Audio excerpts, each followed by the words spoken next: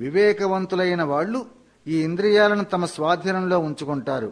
అంటే శ్రవణ మనన నిధిధ్యాసనలనే ప్రక్రియల ద్వారా శమాన్ని, అంతరింద్రియ నిగ్రహం కలిగి ఉంటారన్నమాట. అంతరింద్రియం అంటే మనస్సే గదా. ఈ ఇంద్రియాలన్నీ మనస్సుకు వశమై ఉంటాయి. కాబట్టి ఆ మనస్సును మనం నిగ్రహిస్తే ఇంద్రియాలన్నీ నిగ్రహించబడతాయి అనేది భావం. ఈ విధంగా శ్రవణ మనన వీటి ద్వారా ఇంద్రియాలను స్వాధీనం చేసుకున్నప్పుడు ఒక విధమైనటువంటి ఆనందానుభూతి కలుగుతుంది. ఆ తరువాత వైరాగ్య శక్తిని సంపాదించటం, సత్వరజస్తమో గుణాల పట్ల కూడా ఆసక్తిని వదిలివేసినప్పుడే ఈ వైరాగ్య శక్తి బాగా అభివృద్ధి చెందుతుంది. సామాన్య మానవులు లౌకికమైనటువంటి భోగాల వైపు ఆకర్షితులవుతూ ఉంటారు. వైరాగ్య శక్తి ఉన్నవాళ్లు లౌకిక భోగాల ఎడల విముఖులై ఉంటారు. అంటే సమస్త ఇంద్రియాలు, వాటి విషయాలు మానవుడి వశంలో ఉండాలే తప్ప మానవుడు వాటి వశంలో ఉండకూడదు. మానవుడు అంటే జీవాత్మ అని భావం.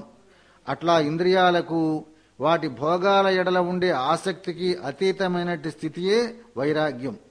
అటువంటి వైరాగ్యమే మోక్ష మార్గంలో ముందుకు సాగటానికి దారిబత్యంలాగా, పాధేయంలాగా ఉపయోగపడుతుంది.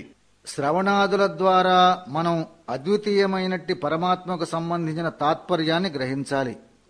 ఈ విధమైనటువంటి అవగాహన కలగటానికి ఉపక్రమాది తాత్పర్యగ్రాహక సాధనాలు చెప్పబడ్డాయి. ఇవి 6 భాగాలుగా, 6 రకాలుగా ఉన్నాయి.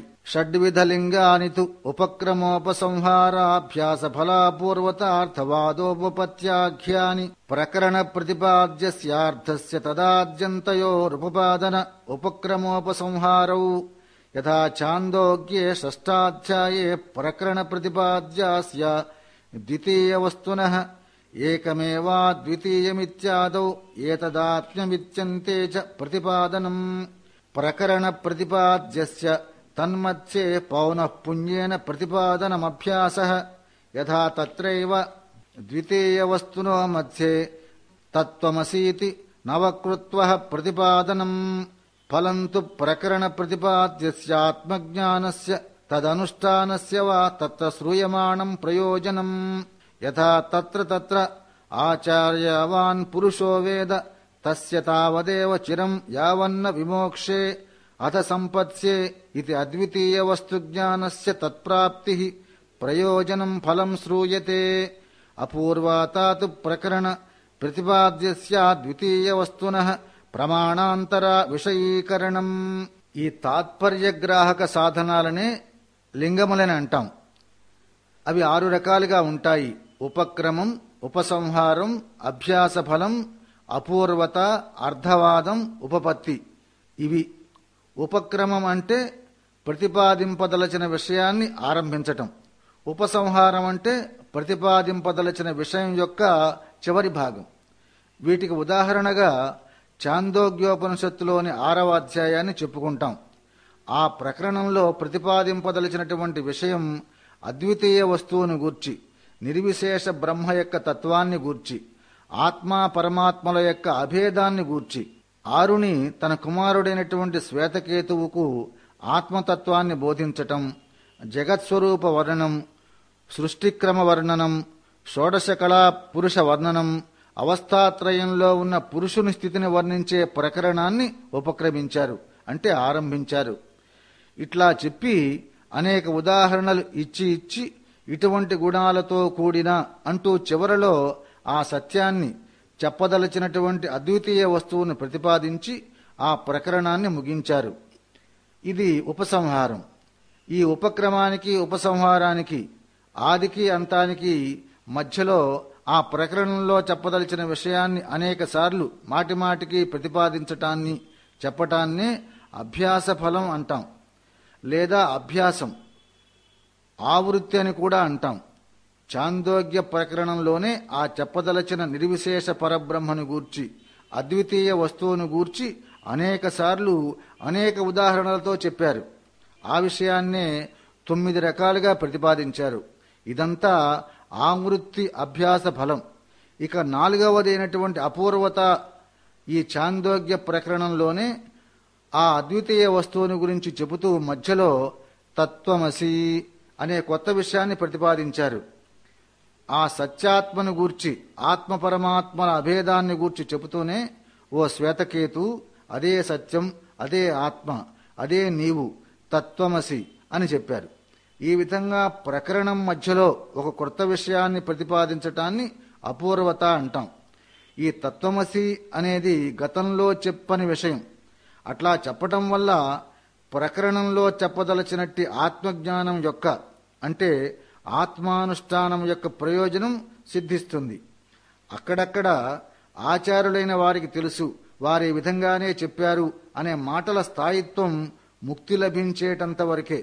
ఆ విధంగా అద్వితీయ వస్తువును గురించిన జ్ఞానం, దాన్ని పొందటం వల్ల కలిగే ప్రయోజనం, ఫలం చెప్పబడుతుంది. చెప్పదలచినట్టి ప్రకరణం మధ్యలోనే అపూర్వత అనేది విషయీకృతమైంది. ఈ 6 రకాలైన తాత్పర్యాన్ని గ్రహించే సాధనాలు శ్రవణ మననాదులకు ఉపకరించేటువంటి సాధనాలుగా గుర్తుంచుకోవాలి. అంటే విషయాన్ని విని అర్థం చేసుకునేందుకు ఉపయోగించే సాధనాలు. ఇంతవరకు 4 సాధనాల గురించి తెలుసుకున్నాం.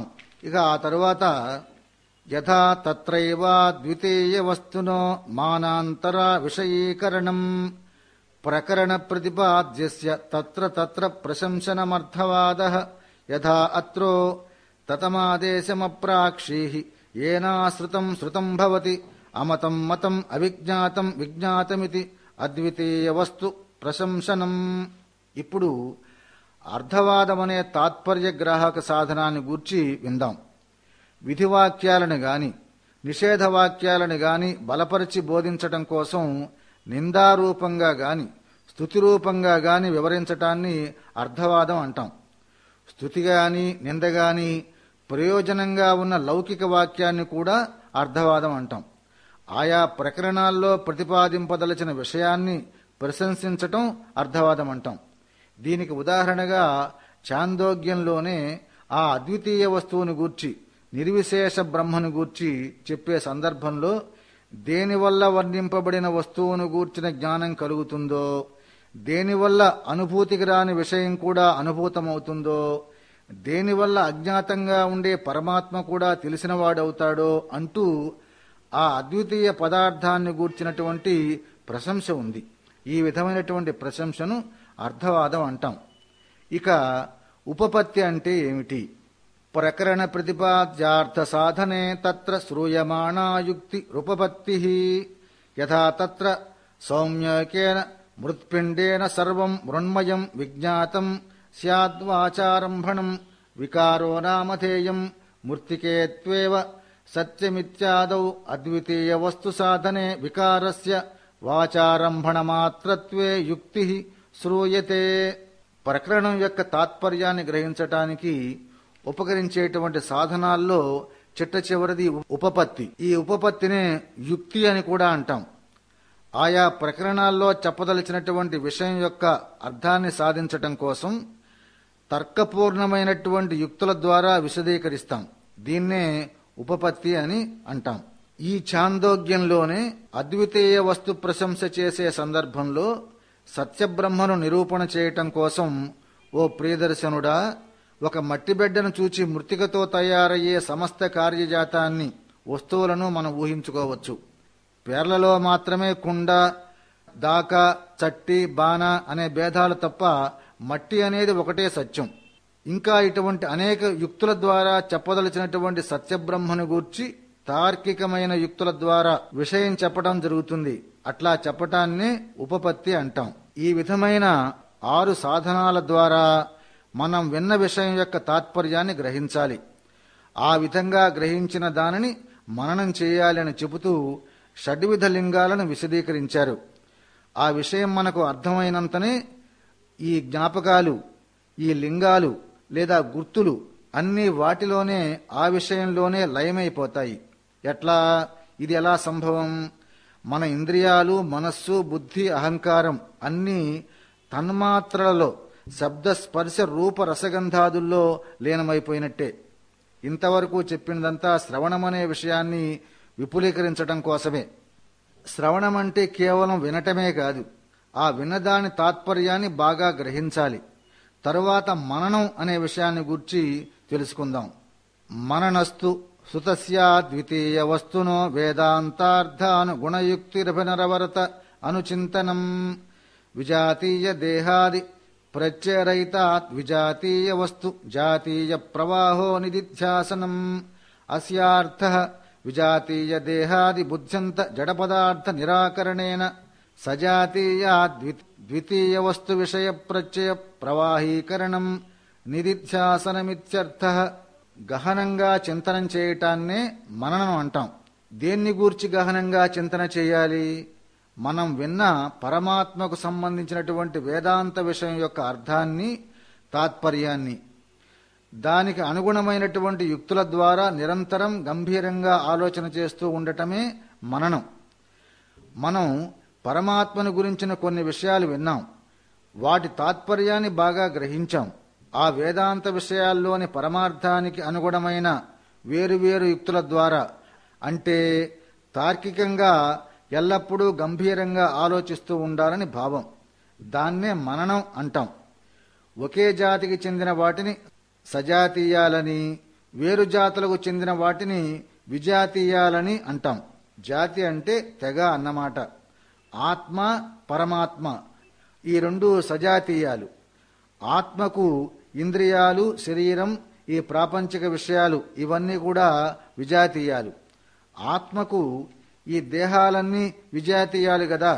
ఈ విజాతీయమైన దేహాదుల్లో మనకు నమ్మకం పోయింది, అవిశ్వాసం కలిగింది. ఎట్లా కలిగింది? శ్రవణం వల్ల, అంటే వేదాంతార్థాలను విని ఉండటం వల్ల. ఈ విధంగా మనకు దేహాదుల్లో కలిగిన అవిశ్వాసం వల్ల ఆ విజాతీయమైన వస్తువుల్లో సజాతీయమైన విశ్వాసాన్ని ప్రవహింపజేయటానే నిదిధ్యాసనం అని పిలుస్తాం. అంటే ఈ శరీరాదులు, ఈ భౌతిక జీవనానికి సంబంధించిన విషయాలన్నీ కూడా ఆత్మకు విజాతీయాలే. ఆ విజాతీయమైన విషయాలన్నీ అస్థిరం, అశాశ్వతం కాబట్టి వాటి యందు ఇంతకు ముందున్న విశ్వాసాన్ని తొలగించుకోవాలి. పరమాత్మ సజాతీయం కాబట్టి ఆ సజాతీయమైన పరమాత్మ యందు విశ్వాసాన్ని పెంపొందింపజేసుకోవాలి. ఆ విశ్వాసం ఎల్లప్పుడూ ఉండేటట్లు చూసుకోవాలి. ఇది చెప్పటానికే సజాతీయమైన విశ్వాసాన్ని ప్రవహింపజేయాలి అన్నారు. దేహాది బుద్ధి పర్యంతం గల జడ పదార్థాలను నిరాకరించి ఆత్మ సజాతీయమైన పరమాత్మ విషయంలో విశ్వాసాన్ని ప్రవహింపజేసుకోవటాన్ని నిదిధ్యాసనం అంటాం. ఇంతవరకు శమం, దాని గురించి చెప్పుకున్నాము. ఇక దమం, ఉపరతి, తితీక్ష, సమాధానం, శ్రద్ధ వీటి గురించి తెలుసుకుందాం. దమో నామ బాహ్యేంద్రియ నిగ్రహ. బాహ్యేంద్రియాణి కాని కర్మేంద్రియాణి పంచ జ్ఞానేంద్రియాణి పంచ తేషాం నిగ్రహ శ్రవణాది వ్యతిరిక్త విషయేభ్యో నివృత్తిర్దమః. ఉపరతిర్నామ విహితానాం కర్మణాం విధినా పరిత్యాగః. శ్రవణాదిష్వేన వర్తమానస్య మనసః శ్రవణాదౌ వర్తమానం వా ఉపరతిః. తితీక్షా నామ దేహ విచ్ఛేద వ్యతిరిక్తం శీతోష్ణాది ద్వంద్వ సహనం. నిగ్రహశక్తావపి పరాపరాధ సోఢృత్వం వా తితిక్షా. సమాధానం నామ శ్రవణాదిషు వర్తమానం మనోవాసనా వశాద్విషయేషు యదా యదా గచ్చతి తదా దోషదృష్ట్యా తేషు తేషు శ్రవణాదిషు సమాధి సమాధానం. దమము అంటే బాహ్యేంద్రియ నిగ్రహం. బాహ్యేంద్రియాలంటే ఏవి? కర్మేంద్రియాలు 5, జ్ఞానేంద్రియాలు 5. కర్మేంద్రియాలు పనిచేసేటందుకు ఉపయోగపడే నోరు, చేతులు, కాళ్ళు విసర్జనేంద్రియం, జననేంద్రియం. వాక్పాణిపాదాపాయూపస్థ. జ్ఞానేంద్రియాలు చెవులు, చర్మం, కండ్లు, నాలుక, ముక్కు. శబ్దస్పర్శ రస రూప గంధములు ఈ 10 బాహ్యేంద్రియాలు. వీటి నుండి, ఈ ఇంద్రియ విషయాల నుండి నివృత్తి పొందటాన్ని దమం అంటాం.